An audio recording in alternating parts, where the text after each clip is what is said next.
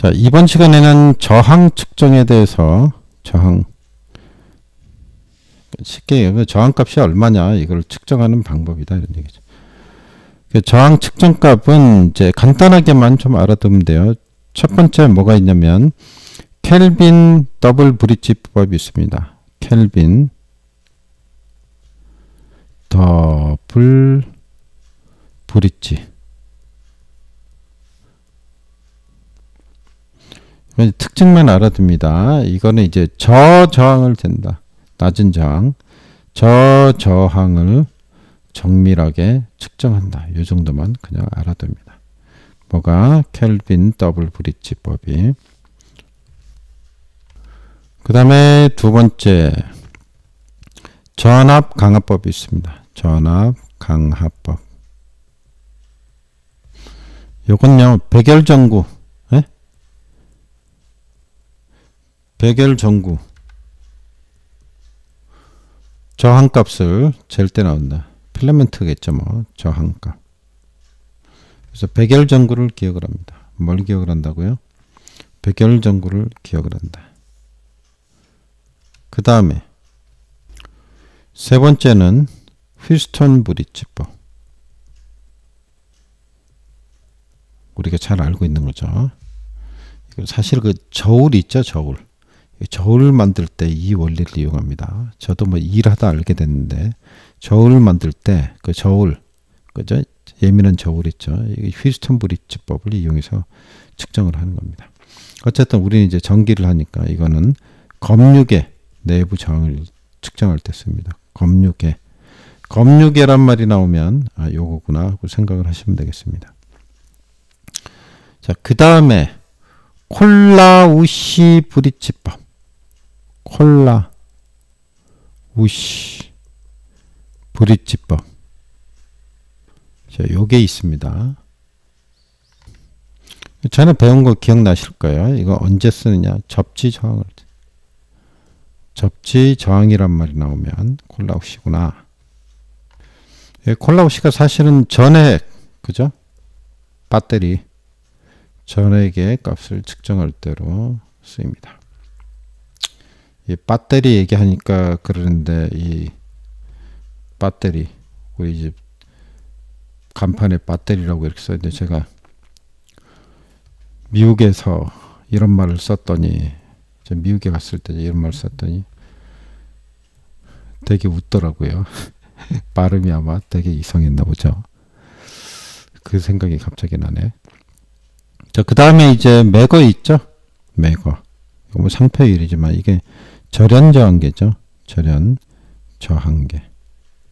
그래서 이거 언제 써요? 그러면 절연 저항을 측정할 때 쓴다. 그래서 이 정도 알아두시면 되겠습니다. 그래서 저 앞에 열거한 5가지 정도 이제 핵심적인 내용만 알아두시면 되겠습니다. 자, 복습 한번 해볼까요? 켈빈 더블 브릿지법 뭐합니까? 저저항 정밀하게 잴 때 저저항이다. 그 다음에 켈빈 브릿지가 뭐래요? 저저항. 전압 강화법은 언제 쓴다고요? 백열전구를 떠올리라 그랬죠. 백열전구. 키워드 문구이죠. 휘스턴 브릿지법은 검유계. 기억하세요. 콜라우시 접지 저항. 매거 절연 저항. 자, 이렇게 됐죠. 그래서 하나, 둘, 셋, 넷, 5개 정리하시면 되겠습니다. 그럼 간단하게 기출문제 보겠습니다. 다음 저항을 측정하는 데 있어서 가장 적당한 방법은 무엇인가? 앞에서 다 했으니까 황산구리 용액, 이거 배터리 전해액이죠. 전해액. 이건 뭡니까? 콜라우시. 자, 2번 길이 1m의 연동선. 연동선이 이게 상당히 저항값이 작죠. 그런데 길이도 짧아요. 그러니까 미세한 저항값을 재는 거죠. 이게 뭡니까 그러면? 켈빈 더블 브릿지법. 일단 백열 상태, 백열전구. 백열전구란 말이 나왔네요. 어디? 전압 강압법. 자, 검육의 내부의 절연장. 검육의 여기 있죠? 피스톤 브릿지법. 피스톤 브릿지법. 자, 쭉 이제 설명을 해서 기본적인 이제 체크를 해보는 문제가 되겠습니다. 우리가 여기서 이제 휘스턴 브릿지법은 지중에 있는 케이블이 묻힐 거 아니에요. 요거의 저항값을 재는 데도 쓰입니다. 그래서 이걸 뭐라고 하냐면 머레이 루프법 이렇게 머레이 루프법 이렇게 부르는데 요거에 대해서 조금만 더 알아보겠습니다. 자, 휘스턴 브릿지를 이용한 머레이 루프법이 되겠습니다. 그럼 머레이 루프법에 대해서 우리가 잠깐 알아보도록 하겠습니다. 자, 머레이 루프법은 이거죠. 자, 이렇게 하면은 자, 저항이 여기 하나 달리고 여기 하나 달리고 휘스턴 브릿지가 원래 이렇게 되잖아요. 이렇게 달리면은 여기서 5ohm이고 5ohm이고 여기 10ohm이고 10ohm이고 이렇게 됐다 그러면 우리 대각선 방향으로 좀 쉽게 그리죠. 이렇게 하면은 어려워질 수 있겠지. 돌아가는 게 없어서 이게 돌리는 방법이 있었네요. 몰랐는데 하여튼 이렇게 됐을 때 여기가 저항이 있고 여기가 저항이 있고 여기 네 군데 저항이 이렇게 있으면 대각선 방향으로 자, 대각선이라는 얘기는 여기가 뭐 1, 2, 3, 4 이렇게 하면 1번과 4번의 곱한값. 그러니까 여기 있는 저항, 여기 10ohm이고 10ohm이라 그러면 10하고 10 곱한값. 요게 여기하고 여기 곱한값. 예를 들어서 여기 10ohm이고 또 10ohm이라 그러면 10 곱하기 10 하면 어떻게 돼요? 양쪽이 같죠? 100. 이렇게 같아질 때 여기 요 방향에 여기 검유계를 달았을 때 전류가 흐르지 않는다. 이게 바로 휘스턴 브릿지 아니에요? 물론 여기가 이렇게 돼야 되죠. 520 이렇게 돼야 되죠. 예를 들어서 여기가 5ohm이고 여기 2ohm이다. 여기가 한쪽이 안 맞으니까 여기 20이 되겠군. 이렇게 이제 100, 이렇게 100. 그죠? 20 이렇게 한다. 그러면 10 곱하기 10은 5 곱하기 20이 되죠. 그럼 이제 이 원리를 이용을 하는 거죠. 이 원리를 이용을 해서 자, 어떻게 하는 거냐면 여기에 저항이 있고 여기에 저항이 있는 거죠. 그러면 여기에도 저항이 있어야 되겠죠. 근데 이 저항 대신 뭘 거는 거냐면 지중해 케이블이 있다고 생각하고 자, 이렇게 거는 겁니다. 그리고 끝에를 연결을 해요. 이렇게. 예를 들어서 사고가 이 점에서 났다. 케이블을 매설하다 보면 뭐 찍혔다든지 뭐 어떤 이유에서 여기 누설 전류가 흐르게 되겠죠.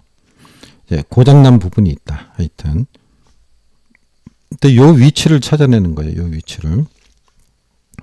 위에는 뭐 이렇게 흙으로 덮여 있을 거 아니에요. 이제 땅속에 묻혀 있으니까 여기 케이블이라 그러면 땅속에 묻혔겠죠. 케이블이. 요 케이블 양단을 이렇게 좀 묶어버리는 거죠. 묶어버리고 나서 그렇게 하면 어떻게 돼요? 여기 사고 지점이다 했을 때 사고 지점에서 이쪽 거리가 자, 요만큼이다. 요거 그죠? 여기를 알아내고 싶은 거예요. 요 지점을. 그래서 이걸 이용하는데 요쪽에 저항 여기부터 여기까지 요 저항값하고 요 저항값 여기서 이해되겠죠? 요 저항값 요 거리에서 요 저항값 요거 요 R값을 알아내는 거죠. 자, 어떻게 하느냐? 이건 가변저항입니다. 가변저항. 자, 저항값을 막 위로 아래로 조절을 해서 두 개를 딱 이제 멈추는 것을 선택합니다. 여기 검유계를 달아야죠. 달아서 여기에 값을 읽어요. 그럼 처음에는 얼마가 뜨겠죠, 값이. 요 값이 제로가 될 때를 찾는 겁니다. 제로가 될 때를 찾으면, 만약에 요 거리를, 이게, 예를 들자면, 이게, 5km다. 요 거리가, 케이블 거리가. 물론 이제 케이블이 여기도 맨홀이 있고 여기도 맨홀이 있어서 계속 여기서 연결되겠죠. 하여튼 두 맨홀 사이에서 어느 지점이 고장났을까 찾을 때 여기가 5km다. 그러면 여기를 찾고 싶은 거잖아요. 모르잖아요. 그럼 미지수 x로 나요. x로 놓으면 물론 여기 제가 이렇게 그리긴 했지만 여기까지 거리라고 봐야죠. 여기까지 5km가 요 거리 5km다. 그럼 요 x값은 어떻게 돼요? 5-x가 되겠죠. 그럼 요 거리는 5-x가 되겠죠. 그럼 피스톤 브릿지가 되려 그러면 예를 들자면 여기에 100옴이 걸렸다. 예? 그리고 여기 한 20옴이 걸렸다. 이렇게 보면 이렇게 구할 수 있죠. 여기서 피스톤 브릿지에서 대각선 요거하고 요거죠. 곱해야죠. 그럼 100 곱하기 여기 어떻게 됩니까? 5-x가 되겠죠. 5-x 한 거는 뭐하고 같아야 돼요? 20옴. 20옴 곱하기 5kg죠. 5kg. 자, 이렇게 계산을 했죠. 이렇게 해서 이제 x 값을 이제 끌어낼 수가 있죠. 이렇게 하면 어떻게 됩니까? 이렇게 하면 500이죠. 500 마이너스 100x는 20 곱하기 5 하면은 100이죠. 그러면 100x는 넘기면 되죠. 500 빼기 400 이걸 마이너스로 옮기면 플러스가 되니까 그럼 100x는 얼마입니까? 500에서 400을 빼면 100이네요. 그럼 x값은 얼마나요? 100, 1 나오네. 그럼 요게 1km구나.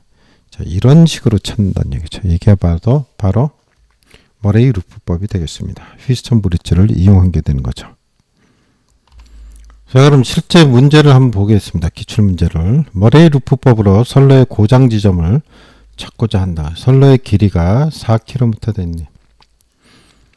그럼 이거 왕복이면 얼마가 돼요? 왕복이면 8km가 되겠죠. 자, 킬로미터당 0.2옴인 선로의 그림과 같이 접지 고장이 생겼다. 고장 접지까지 거리 x는 몇 미터니까 거리를 찾아내요. 자, P가 270옴이라 그랬고요. 그 다음에 Q가 90옴이라 그랬네요. 그럼 식을 세워보면 이렇게 되죠. 여기 이제 270 곱하기 x 이렇게 곱해야죠. 그러면 270 곱하기 x 이렇게 보겠습니다. 요거 한 개 뭐하고 같아야 돼요? 요게 4kg고 요게 또 4kg니까 두 개를 묶어야죠. 그러면 4, 4, 8이죠. 그럼 8kg에서 마이너스 x 한 거 뭐에다 곱해야 돼요? 90에다 90 곱하기 8kg 마이너스 x 킬로미터 이렇게 되죠. 자, 그러면 270x는 98이 72 720 빼기 90x죠. 90x 90을 이쪽으로 가면 270x 이렇게죠. 이게죠. 90을 빼야 되니까 270 빼기 90 한 다음에 x는 얼마가 720이 되는 거죠. 그러면 9, 3, 27 아니에요. 9, 28 그럼 180 나오겠네요.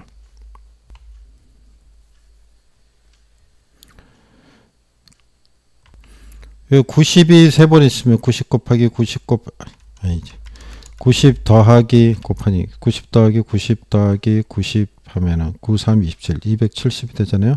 이 중에 하나를 뺀 거니까 90 더하기 90이니까 180이 남죠. 그냥 머릿속으로 하면 되겠죠. 그럼 180, x는 720 이렇게 되겠네요.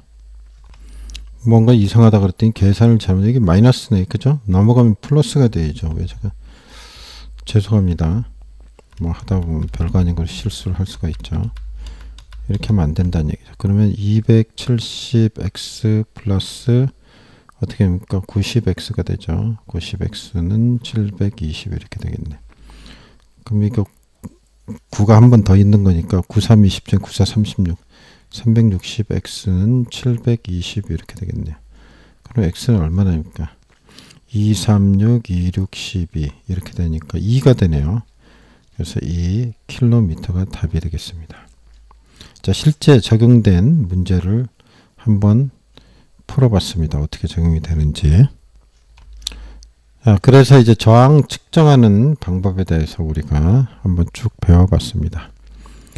자, 저항 측정에 여기 아까 한 거 5가지 방법 어떤 특징인지 알아두시고요. 그다음에 휘스턴 브릿지법, 머레이 루프법까지 알아두시면 되겠습니다.